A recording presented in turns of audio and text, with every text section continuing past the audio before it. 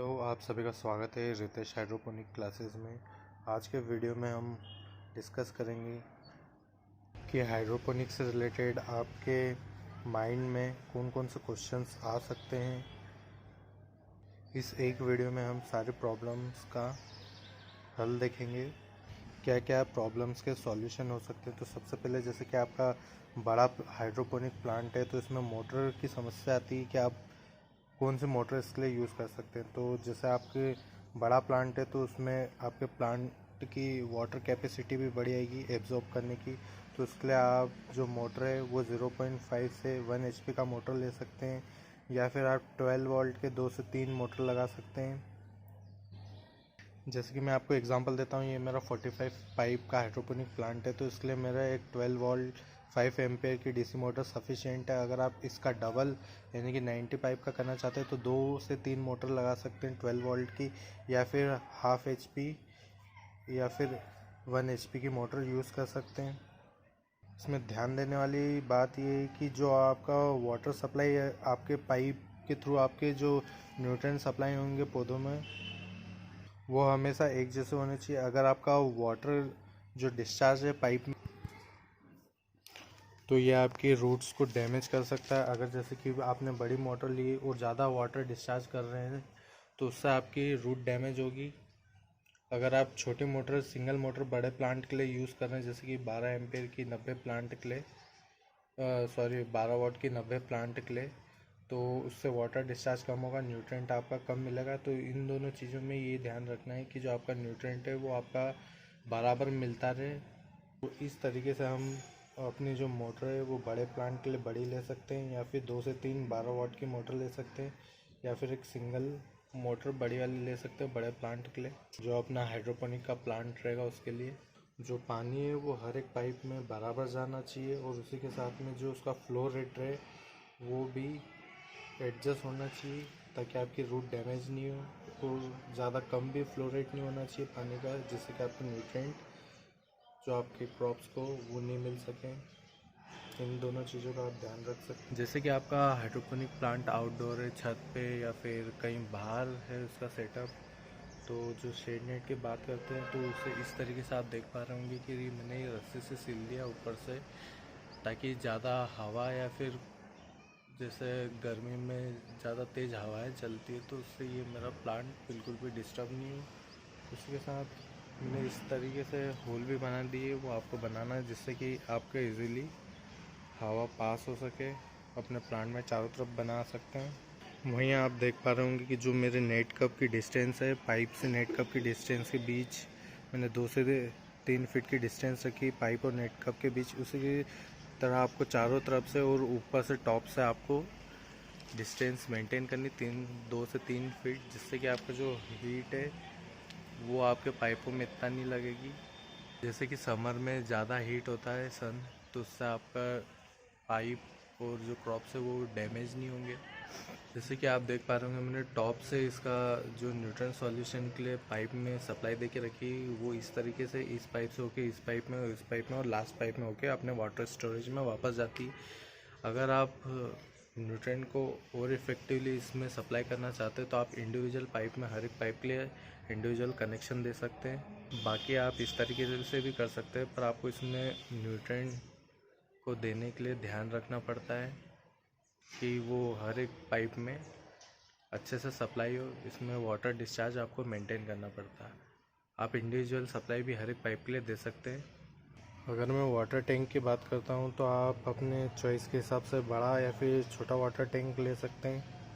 जैसे कि ये मेरा 45 पाइप का हाइड्रोपोनिक प्लांट है, छत के ऊपर है ये, तो इसमें हर एक पाइप के हिसाब से मैं कैलकुलेट करता हूँ तो 20 लीटर एक पाइप में मेरा वाटर रहता है। तो इस हिसाब से 45 के हिसाब से 900 लीटर इसमें पानी आता है। तो आप ये मैं आपको एग्जांपल दे रहा हूँ कि आप 1000 लीटर का टैंक इसमें यूज़ कर सकते हैं। और जैसे कि 50 लीटर डेली ये एब्जॉर्ब कर लेता है हाइड्रोपोनिक प्लांट क्रॉप इसके, तो ये 20 दिन चलेगा अगर मैं 1000 लीटर का टैंक लेता हूँ। और मुझे 20 दिन में एक बार 1000 लीटर के हिसाब से न्यूट्रिएंट सॉल्यूशन मिलाना पड़ेगा अपने टैंक में। वहीं अगर मैं छोटा टैंक लेता हूँ, जैसे मैंने 200 लीटर का टैंक लिया, तो जब ये स्टार्टिंग में अपने पाइप खाली थे तो उसे भरने के लिए मेरे को 900 लीटर इसमें पानी डालने के लिए 5 बार इसमें चलाना पड़ा। उसी के साथ 5 बार उसमें 200 लीटर के हिसाब से न्यूट्रिएंट डालना पड़ा। अगर मैं 200 लीटर का टैंक लेता हूँ तो ये 4 दिन चलता है। वहीं आप 1000 लीटर का टैंक इसमें यूज़ करते हैं तो 20 दिन चलता है। इस तरीके से आप अपनी चॉइस के हिसाब से बड़ा या फिर छोटा वाटर टैंक ले सकते हैं।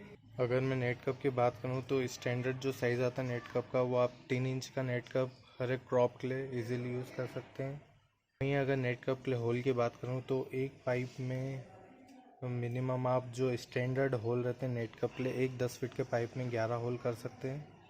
आप अपनी चॉइस के अकॉर्डिंग एक पाइप में जो 10 फीट का पाइप आता है उसमें होल से होल की डिस्टेंस नेट कप के लिए एडजस्ट कर सकते हैं, कम या फिर ज़्यादा कर सकते हैं। जैसे कि ये स्टैंडर्ड आपका 1 फीट की दोनों के बीच में आप जो डिस्टेंस है वो ले सकते हैं जो आपकी सफिशिएंट रहती है। अगर आप कप से कप की डिस्टेंस कम करते हैं और बड़े क्रॉप्स इसमें लगाना चाहते हैं तो आप अल्टरनेट यूज़ कर सकते हैं, एक होल छोड़ के दूसरे होल में लगा सकते हैं। इससे कि आपकी इस तरीके से आप जैसे 3 देख पा रहे होंगे तो आप इस तरीके से बीच वाला होल छोड़ के यहाँ और यहाँ क्रॉप्स लगा सकते हैं। अगर आप पाइप से पाइप की डिस्टेंस देखते हैं तो आप इसे भी अपनी चॉइस के अकॉर्डिंग एडजस्ट कर सकते हैं। जैसे कि मैंने ये 2 फीट में 3 पाइप लगाए हैं, आप इसमें 2 भी लगा सकते हैं।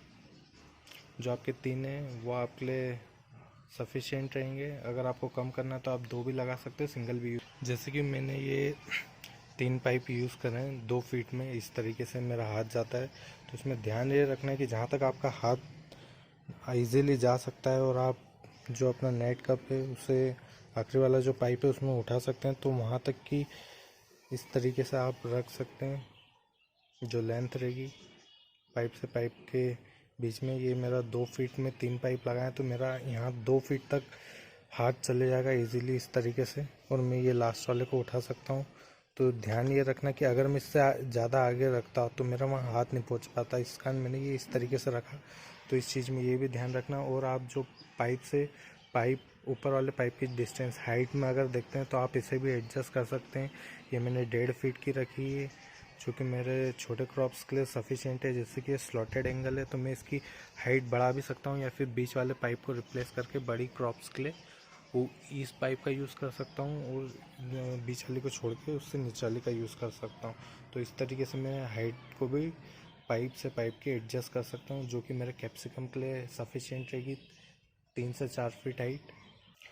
आप हाइड्रोपोनिक की पाइप्स एंड फिटिंग को भी मॉडिफाई कर सकते हैं। जैसे कि आप पाइप में आधा इंच या फिर 1 इंच का पाइप फिट कर सकते हैं। ये मैंने फ्लेक्सिबल पाइप लिया, इसकी जगह आप इसको रिप्लेस करके आप आधा इंच 1 इंच का पाइप भी ले सकते हैं। वहीं जो मैंने इसमें 16 mm की कूलर की फिटिंग यूज़ की है जिसे कनेक्टर बोलते हैं, मैंने ये एंड कैप में यूज़ किया। आप इसकी जगह आधा इंच 1 इंच का PVC टैंक कनेक्टर यूज़ कर सकते हैं इसकी जगह। अगर मैं हाइड्रोपोनिक के मटेरियल की अवेलेबिलिटी की बात करूं कि ये आपको कहाँ मिल सकता है, तो आप इसके लिए अपने लोकल मार्केट में विज़िट कर सकते हैं। जैसे कि एग्रीकल्चर शॉप, जहाँ की जगह इसकी एसेसरीज़ मिलती है, जहाँ की जगह ड्रिप का सामान मिलता है, जहाँ सीड्स मिलते हैं तो वहाँ आपको न्यूट्रिएंट मिल जाएगा। वहीं आप ऑनलाइन जा सकते हैं। जैसे कि नेट कैप अगर आपको अवेलेबल नहीं होते, न्यूट्रिएंट अवेलेबल नहीं होते, तो उसी के साथ में जो आपको आपके एरिया में हाइड्रोपोनिक के मटेरियल सप्लाई कर सकता है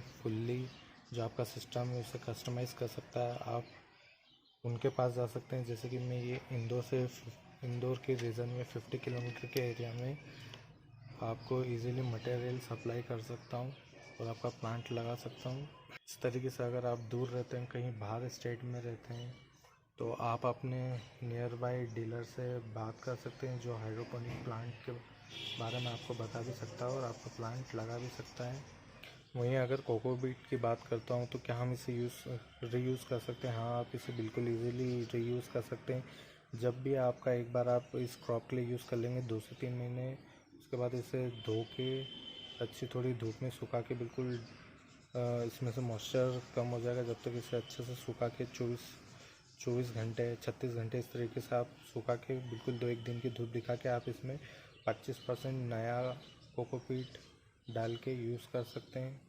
वहीं अगर मैं बात करूं कि आप कितनी बार कोकोपीट यूज़ कर सकते हैं, तो सिंगल जो है कोकोपीट आप इसे 2 से 3 बार इजीली अपने क्रॉप के प्रोडक्शन के हिसाब से यूज़ कर सकते हैं। जैसे कि कोरिएंडर 4 मंथ तक चलता है, तो आप इसे 3 बार यूज़ कर सकते हैं, यानी कि साल भर आप सिंगल कोकोपीट में अपना क्रॉप प्रोडक्शन कर सकते हैं। अगर कोकोपीट के सड़ने की बात करें तो कोकोपीट जैसे कि ऑर्गेनिक ग्रोइंग मीडिया है, तो ये सड़ता नहीं, क्योंकि जो कोकोपीट है वो कंपोज नेचुरल मटेरियल रहता है, जो कि इस स्टेज जो कोकोपीट की स्टेज है उसके बाद यह डिकम्पोज नहीं होता है, ये लास्ट स्टेज रहती है। तो इस तरीके से आपका ये कोकोपीट सड़ता नहीं, ये नेचुरल ऑर्गेनिक ग्रोइंग मीडिया है और ये आपको दूसरे मीडिया के कंपेयर में सस्ता भी पड़ता है। इसे आप 2 से 3 बार यूज़ कर सकते हैं और सुखाने के बाद नए कोकोपीट में थोड़ा परसेंट मिला के आप उसे वापस से रीयूज़ भी कर सकते हैं। अगर मैं हाइड्रोपोनिक की मॉडिफिकेशन की बात करूं, जैसे कि हमने हाइड्रोपोनिक के इंट्रोडक्शन में देखा था कि जो हाइड्रोपोनिक अपने मेन होते हैं हाइड्रोपोनिक सिस्टम, वो 6 टाइप के रहते हैं। मॉडिफिकेशन की बात करूं तो आप हाइड्रोपोनिक को मॉडिफाई कर सकते हैं, जैसे कि एक्वापोनिक, वर्टिकल टावर, जैसे कि एक्वापोनिक में एनएफटी सिस्टम के साथ में हम फिश पाल सकते हैं। वहीं मल्टी लेयर ग्रोइंग बैग, इस तरीके से हम पाइप को रिप्लेस करके मल्टी लेयर में ग्रोइंग बैग का यूज़ करके भी अपने क्रॉप प्रोडक्शन ले सकते हैं। जैसे कि एक्वापोनिक वाले सिस्टम में हम एनएफटी अपनी चैनल में फ़िश पाल के अपने टैंक में से न्यूट्रिएंट फ़िश के थ्रू, जो उसका वेस्ट रहेगा उसके थ्रू हम न्यूट्रिएंट सप्लाई कर सकते हैं अपने एनएफटी चैनल में। इस तरीके से आप मॉडिफाई कर सकते हैं अपना हाइड्रोपोनिक चैनल को। जैसे कि एनएफटी चैनल में हम विक सिस्टम का यूज़ करते हैं, फ्लड एंड ड्रेन सिस्टम और वाटर कल्चर का जो आपका मॉडिफिकेशन है वो आपके एक्वापोनिक में मिलता है। इस तरीके से हम, जैसे कि आप देख पा रहे होंगे, ये आपका एनएफटी चैनल है। आप इसे चाहे तो वाटर टैंक में भी डाल के इजीली जो आपका फ़िश वेस्ट रहेगा उसके थ्रू भी आप इसमें न्यूट्रिएंट सप्लाई करके चला सकते हैं। तो ये आपका एक तरीके से मॉडिफिकेशन हो गया। वहीं अगर बात करते हैं तो आप अपने टैंक में भी फ़िश पाल के इसमें न्यूट्रिएंट सप्लाई कर सकते हैं। तो इस तरीके से आप मॉडिफाई कर सकते हैं। वर्टिकल टावर हो गया, जो कि फ्लड एंड ड्रेन सिस्टम का एक मॉडिफिकेशन हो गया। वाटर कल्चर का आपका मॉडिफिकेशन हो जाएगा। अगर आप आपके हाइड्रोपोनिक चैनल में 12 वोल्ट 5 एम्पेयर की मोटर यूज़ करते हैं, तो इसमें ध्यान ये रखना कि मोटर जो आपकी वो हैवी होना चाहिए, जो कि मिनिमम 2 से 3 घंटे चल सके। उसी के साथ में इसका जो एडोप्टर है वो भी जो जल्दी गर्म नहीं हो उस टाइप का यूज़ करना है, और ये भी हैवी होना चाहिए, जो कि 2 से 3 घंटे कंटिन्यूस चल सके। उसके बाद आप टाइमर सेट करके अल्टरनेट भी इसे यूज़ कर सकते हैं, पर जो मिनिमम है वो 2 से 3 घंटे कंटिन्यूस चलना चाहिए। इस टाइप से आप मोटर और एडाप्टर का सिलेक्शन कर सकते हैं। वहीं आप हाइड्रोपोनिक मशीन टूल्स कटर में जाते हैं तो पाइप में होल करने के लिए आप स्टेप ड्रिल, राउंड्स हो या फिर वुड बोरिंग होल्स हो, जो कि 3 इंच साइज़ करेगा, उसका आप यूज़ कर सकते हैं। वहीं पाइप काटने के लिए आप हेक्सो का यूज़ कर सकते हैं, ग्रेनाइट कटर का यूज़ कर सकते हैं, या फिर पीवीसी पाइप कटर का यूज़ कर सकते हैं। जैसे कि हम हाइड्रोपोनिक के डायरेक्शन की बात करते हैं, तो हमने एक वीडियो में बात की थी कि जो आपका हाइड्रोपोनिक प्लांट है वो आपका ईस्ट वेस्ट डायरेक्शन में होना चाहिए। जो आपका हाइड्रोपोनिक पाइप के लेंथ है वो ईस्ट वेस्ट डायरेक्शन में होना चाहिए।